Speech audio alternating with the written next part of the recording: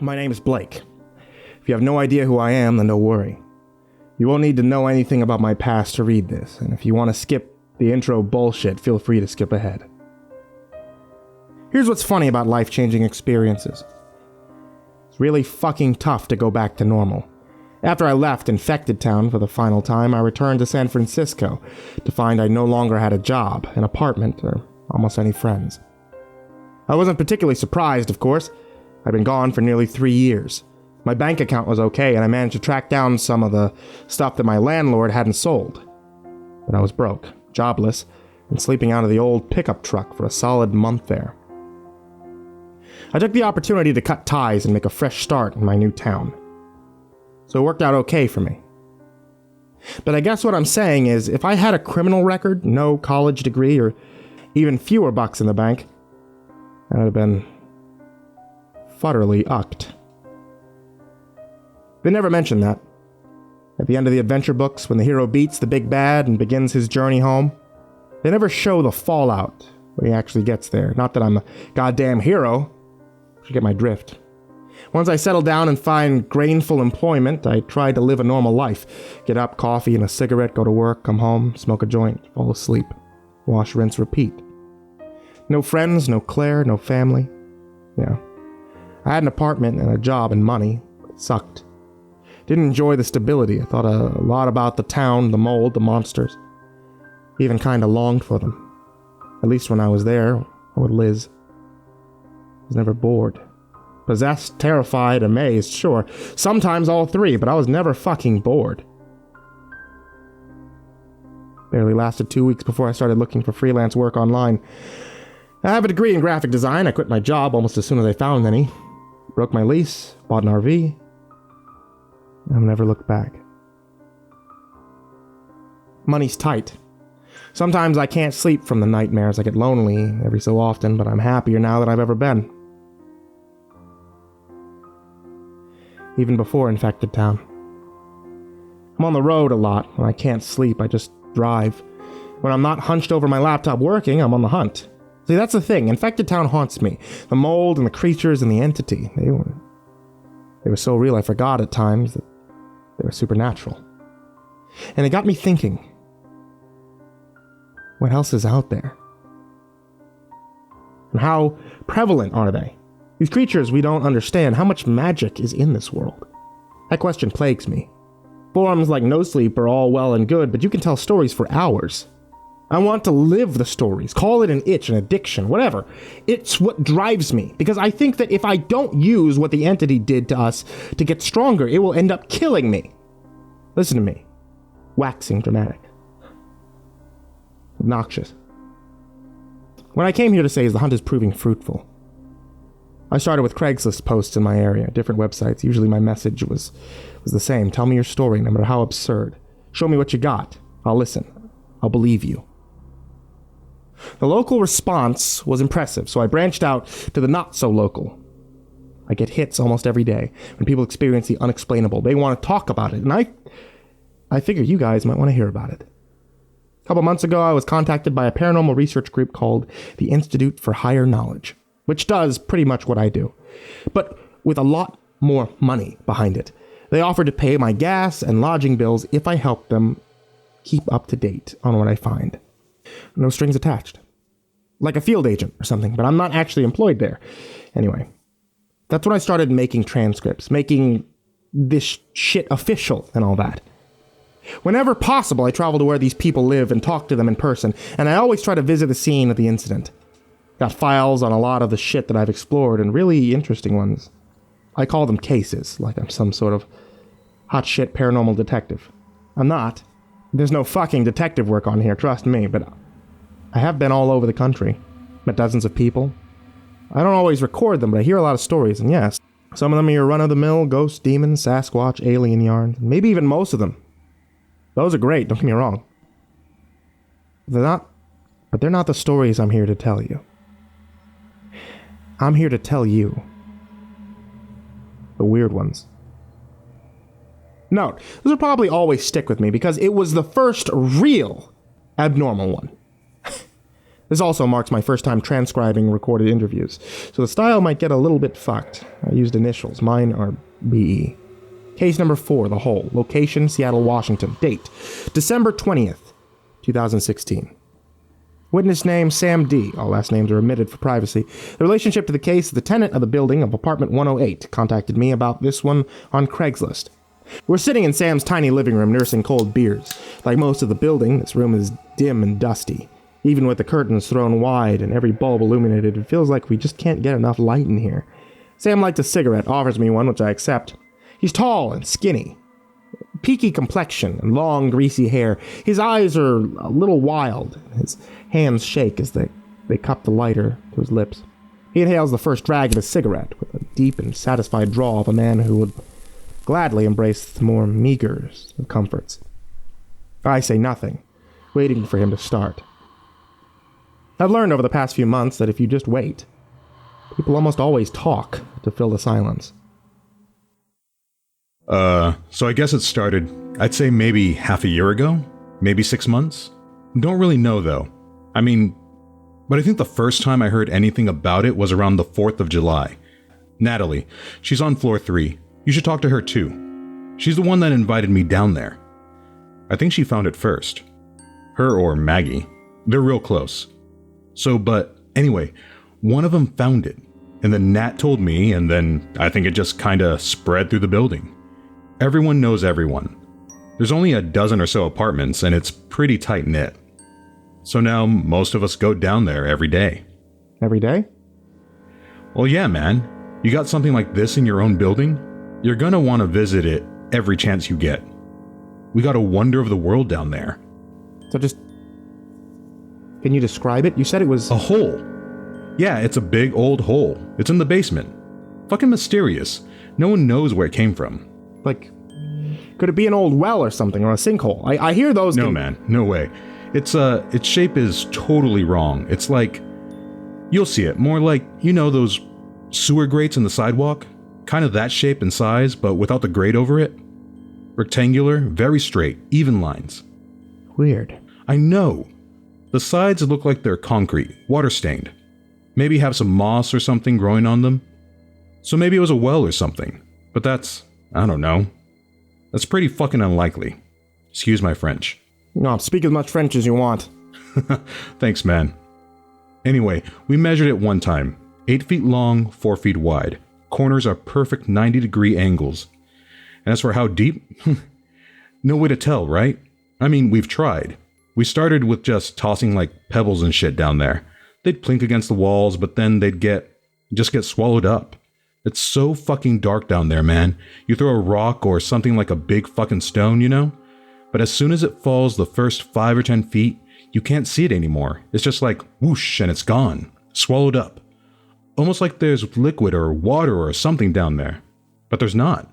We've hung ropes with buckets and everything, but nope, it's just empty air. Just empty darkness. It's fucking weird, man. It's cool though. So we tried to figure out how deep it was a couple times. Started with like throwing bigger shit down there. Bigger rocks and shit from the garden. We never heard anything hit bottom. Then my buddy Marty had the idea to bring his kid's toy, this big light up keyboard thing, where if you press a button on it, it played a nursery rhyme song. It was his kid's favorite toy. I feel kind of bad about that. But we had to know. We had to like gather data, you know? So we switch on the keyboard to like one of those demo tracks and it lights up and starts playing and we toss it down the hole. And dude, trust me, it was so weird. So I said, how's it really fucking dark down there? Well, we could see the toy's light blinking on and off for a few seconds. But once it went maybe about 50 feet, they completely disappeared. We probably should have still been able to see the lights, but nope. It's like there's a threshold where all light is just fucking swallowed up. Or maybe the tunnel curves, I don't know. Maybe there's science behind it. Anyway, the really weird part is, we could hear the song kept playing as it fell. Fucking Ode to Joy, it never stopped. That fucker played the whole song for way too long. It got pretty quiet and echoey near the end. I guess because of how far away it was. But that keyboard never hit bottom. We probably even could have heard it if it kept playing, but the song ended. The piano was pretty big, too. Like, maybe this long across? Sam shows me a space about 2 feet between his hands. It would have made a huge crash when it hit bottom, but we never heard anything. I don't know, man. That shit is really fucking cool to me. After that, we tried with a rock tied to some fishing wire. We measured something like 1,000 meters before we ran out. 1,000? Right? That's like 10 football fields. Fucking crazy. No bottom. We've dropped a bunch of shit in there. Tied shit to ropes. I wanted to try with a video camera next, but then Maggie put a stop to that. She won't let us drop anything down there anymore. Says it's... Anyway, she says it's not right. What's not right? Throwing things down a hole? Never mind, man. She's protective is all. Protective? Forget I said anything, man. It wasn't just Maggie anyways. Dropping shit down there could be dangerous for other reasons. Like? Well, I mean, you know, this thing is cool. And I don't think it's, like, unsafe or whatever. But I don't know, man. Ever since we threw the keyboard down there, me and Marty have been, like, hearing it. Hearing what? Fucking Ode to Joy, you know. Joyful, joyful, we adore you, la da da da da da da. Song the keyboard was playing. Yeah, like specifically the song the keyboard was playing. Exactly. It sounds just like it did when we tossed it down there. The tinny fake keyboard demo music. It's weird. It started by... I heard it first in my dreams that night, playing kind of soft in the background. Woke up with it in my head. It's stuck in my head all the time now. I dream that song a lot. But then a couple of weeks later, I was taking a shower and, over the noise of the water, I thought I heard it. Fucking Ode to Joy. Like it was coming from the pipes, maybe. I got down on my hands and knees, put my ear to the drain. It was really distant, kind of garbled. But it was there. Since then, I've been hearing it in all kinds of white noise. Fans, running water, you know. It's really distant, almost too quiet to hear. Almost seems like it could be my imagination, but, Marty hears it too. And now other people are hearing it. In the shower, over the sound of traffic, you know? Jesus. Yeah. So that's why we don't throw things down there anymore. Especially like, I don't know how to describe it. Maggie calls them activate objects. Things that make noise, stuff with batteries, also phones, cameras, nothing with personal stuff, books. She says personality could be a problem, whatever that means. Huh. Yeah, she's kind of confusing sometimes. But you'd be smart to listen to Maggie. The whole building knows that. Lady knows her shit. Can I speak to her? I mean, you said that she's the one who found it, right? I'd like to hear about it. Her or Nat, yeah. They found it. Yeah, let me text her. I'm curious, have you guys told anyone about this? This seems like something that would get media attention, or you think the city would be interested. Doesn't Seattle have a shitload of underground tunnels? Could this be something to do with those? This building is old. No, well, I mean, a couple of us talked to the property manager, Jim C. He went down to look at it, but he said he'd handle it on his end, but we haven't heard anything about it since then.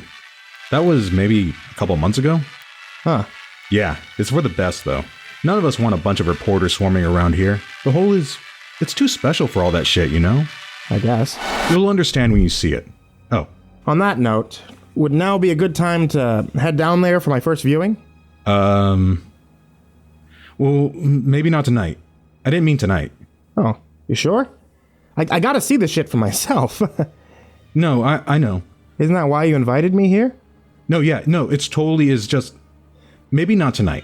Well, can I talk to Maggie then? And No, she's not. I gotta talk to her first. She won't talk to you. Why? Why? She's weird, man. I don't know. I'll talk to her. Just give me till tomorrow.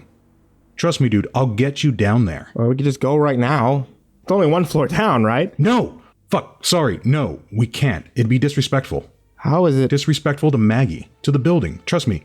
You go down there now, you're gonna get the cops called on your ass for trespassing. Just let me talk to Maggie and we can go see it tomorrow, okay? Okay.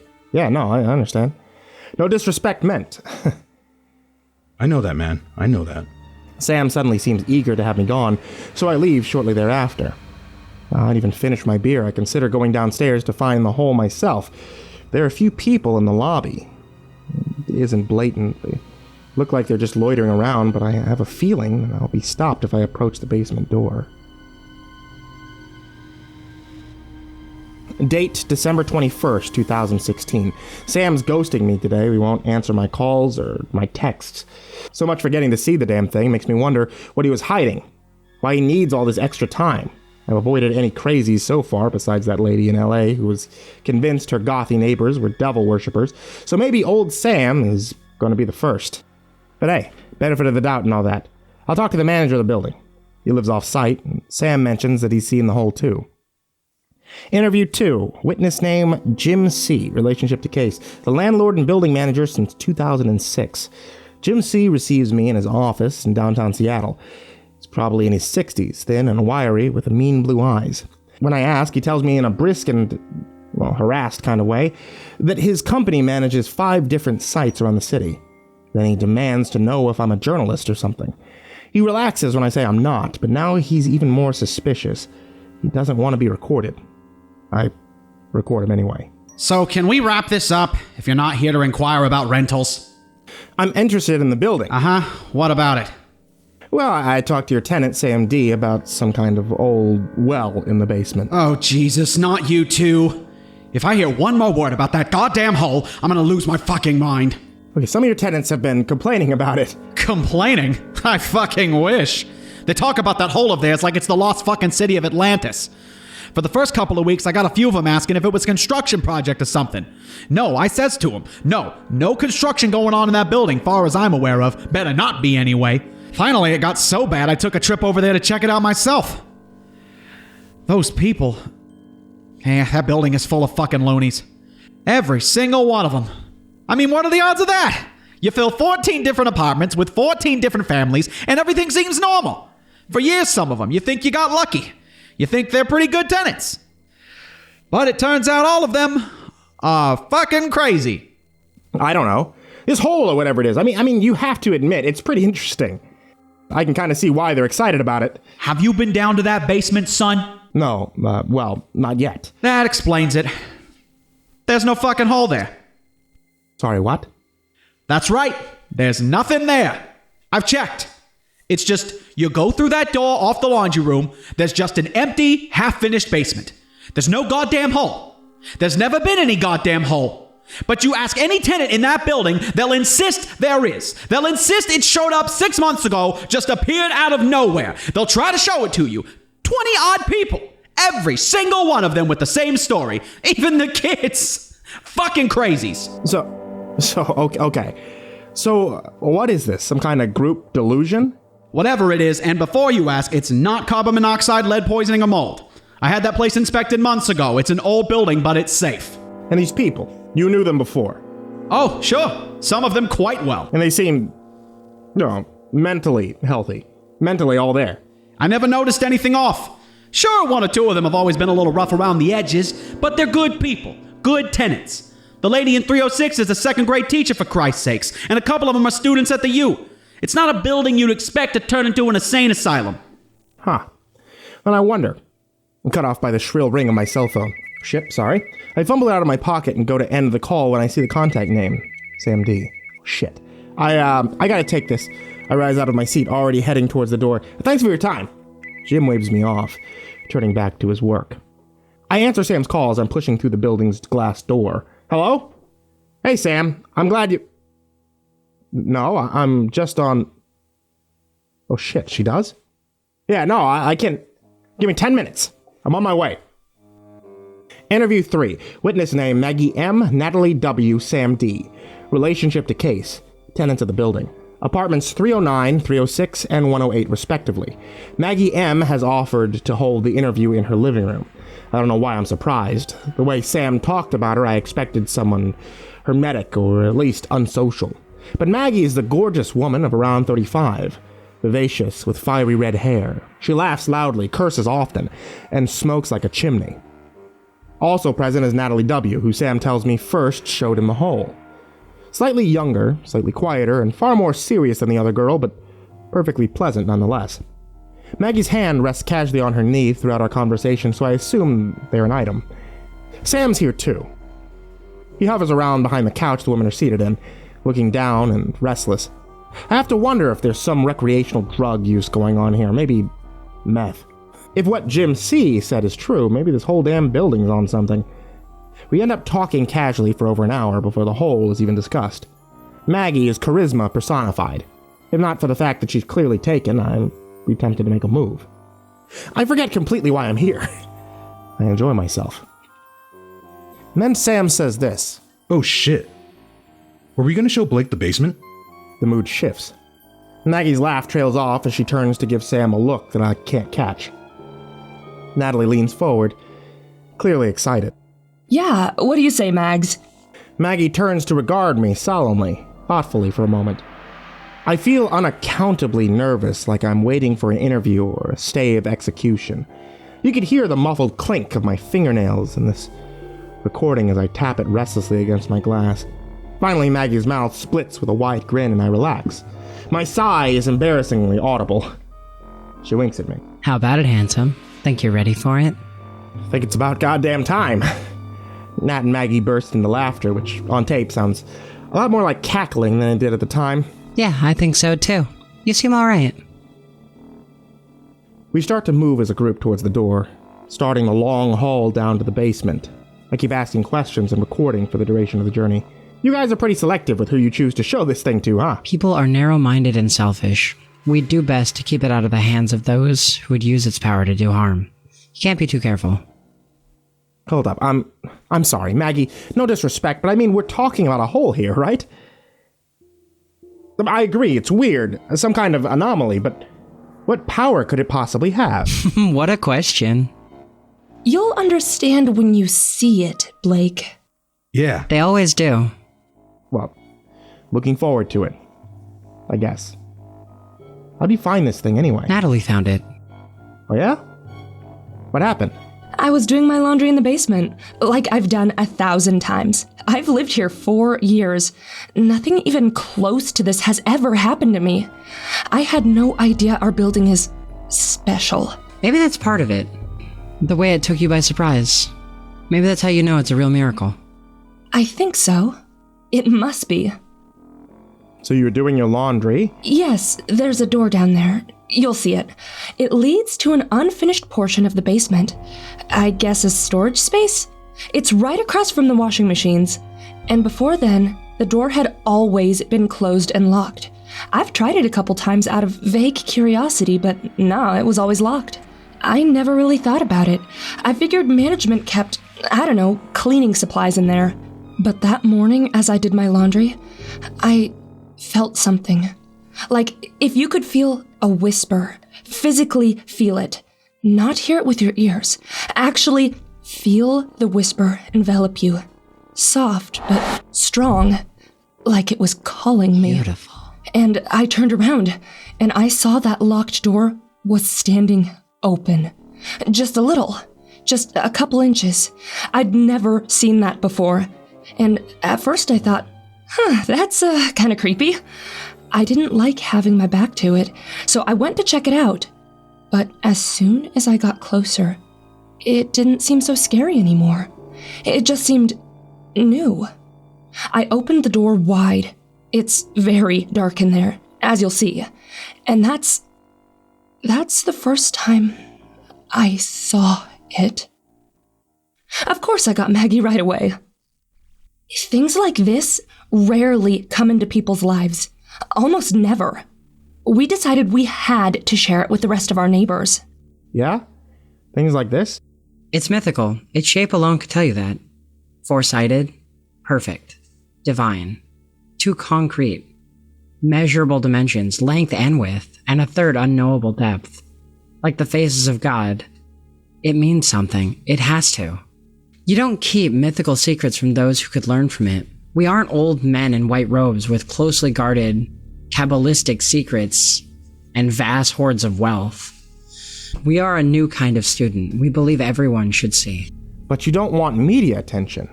Everyone within reason. We enter the lobby and I realize that I'm being herded like a lamb. Maggie's out front leading the charge, but Sam and Nat are closed on either side. We pass 2 other tenants, a man and a woman, who lean against a wall, chatting. You headed to the basement, Maggie? Yep. Come along, won't you? This is Blake. The newcomers fall into step behind me, and I have the fleeting thought that I'm effectively barred from escape on all sides. I brush this off and watch as Maggie steps forward and opens the basement door. It creaks as she does so, and on tape the sound is very loud, very deep. The groan of a sunken ship, buffeted by a tide. An ominous sound. I feel the change as soon as we step foot upon the basement stairs. The atmosphere is suddenly thick, it's heavy, like we're moving through a dense fog. It's dim everywhere in the building, but the darkness takes on an inky quality here, substantial, almost as if it was a living, breathing thing. It encroaches upon the wall lamps and pushes into the lobby. At this point, I get excited. The only place I have ever felt an atmosphere shift nearly this intense was in Infected Town, which feels completely different than the entity did. But simultaneously, it's exactly the same. The auras of two distinct supernatural things, unalike in flavor, but auras nonetheless. My body erupts into goosebumps. This is real, I think to myself. This is real and powerful and dangerous. Possibly even evil, if evil exists. All my doubts about the whole anomaly are eviscerated before I even get my first look. You can't fake an atmosphere like that. I think Maggie senses my excitement. I feel a hand on my arm, cool and gentle, and I watch. The lips curl into a smile. None of the others seem as unnerved by this place as I am. Maybe they're just used to it. Maybe it doesn't seem as malicious to them as it does to me. If I'm picking up Maggie's not-so-subtle vibes correctly, whatever's here, it's making my hackles rise and my fight-or-flight instincts kick in. It is exactly what these people see as some kind of spiritual experience. Pretty blind, if you ask me. Who the fuck am I to judge? We descend the stairs in silence and reach the basement. In there. The laundry room is spacious, tidy, and should be well lit by afternoon sunlight streaming in through the high windows, but opposite the washing machines, a door stands wide, beckoning, a shadow on the wall which instantly draws the eye. Sludgy ink-black darkness seems to pour through it, nearly as substantial as smoke. It somehow dims the effect of the sunlight. This room is substantially darker than the rest of this dark building, no matter how many windows it has. I wonder briefly what the hole's purpose is. Does something live inside of it? Something old and deep? Is this hole itself alive somehow? Does it have motives, desires? Is it inanimate, or does it think the way people think? I'm suddenly gut sure that I will know the answer when I see it. I'll understand.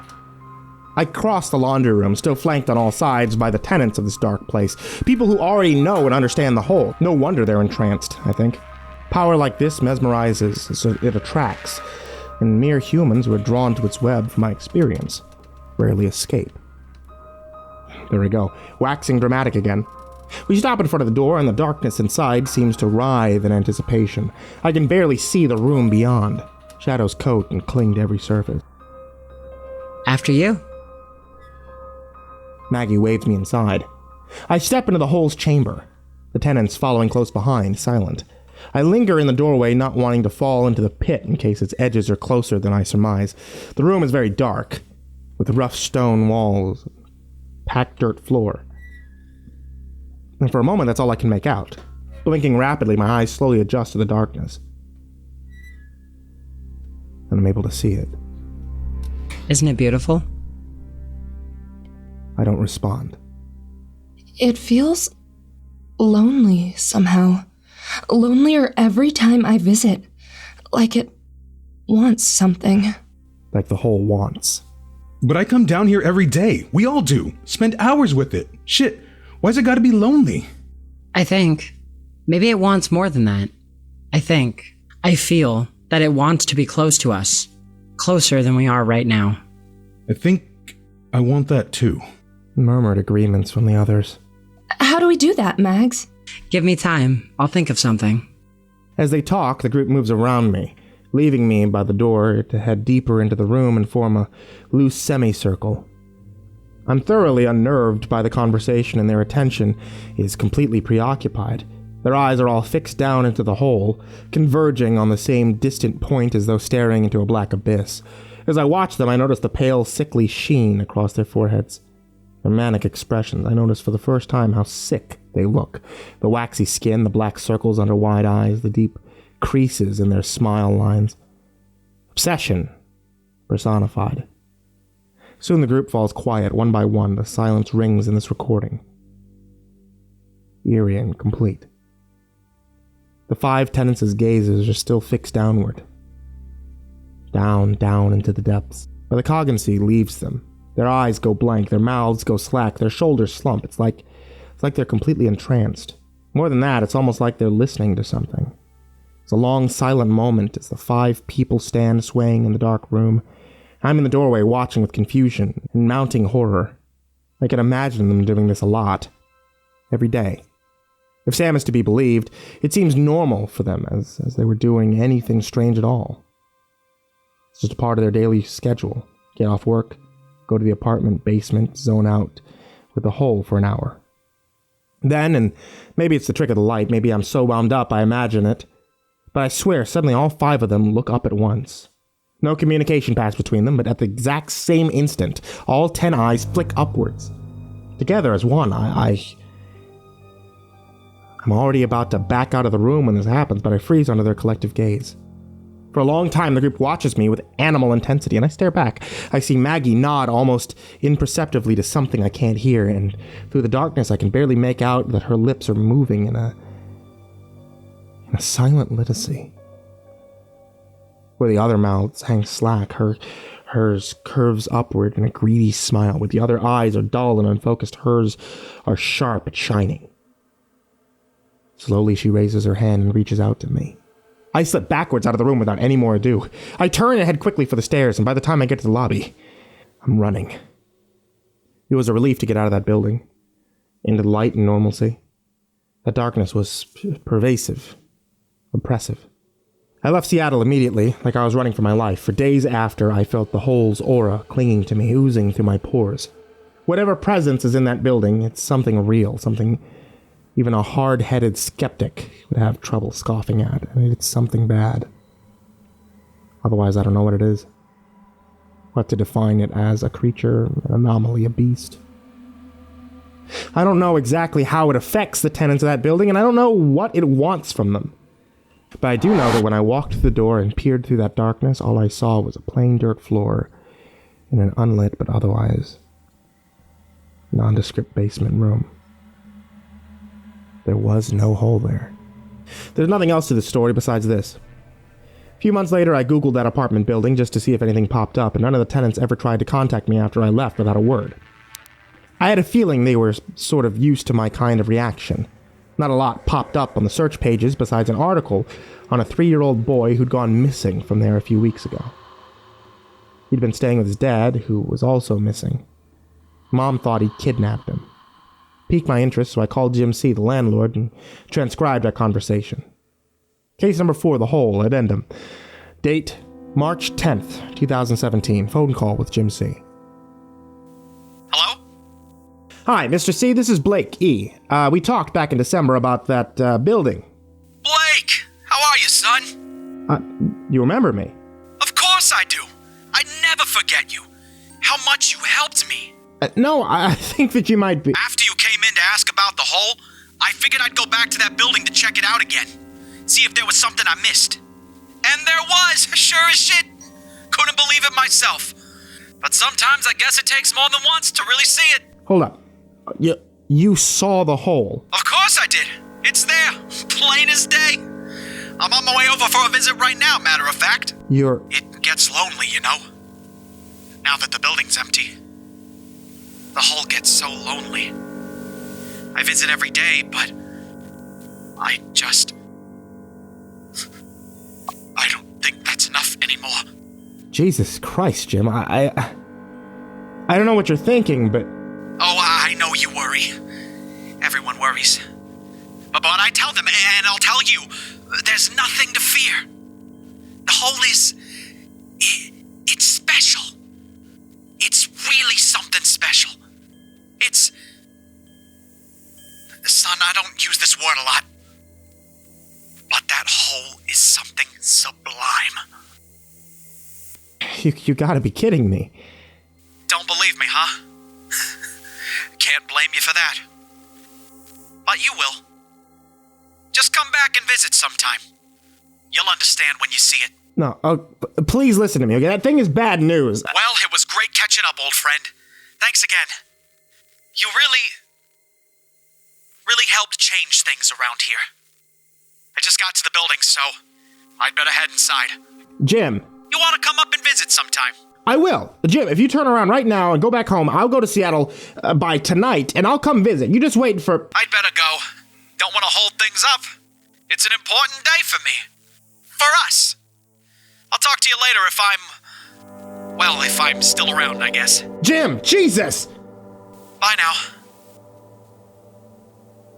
I called an anonymous tip to the local police, but I don't know if they ever sent anyone to check on him.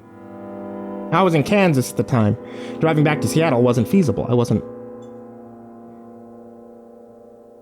And I haven't heard from Jim C. since.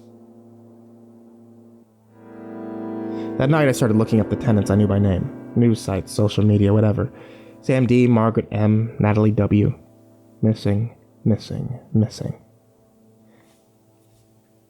Happened 2 months after my visit, apparently. Some kind of mass exodus. But I have to wonder, if there's no hole there, then where do they go? But there aren't any answers. Or at least not answers I'm willing to learn, because you only understand when you see it. And I think by that point, it's already too late. That's it for now. I have more cases, though. A lot more. And I'll be posting again, soon. To be continued.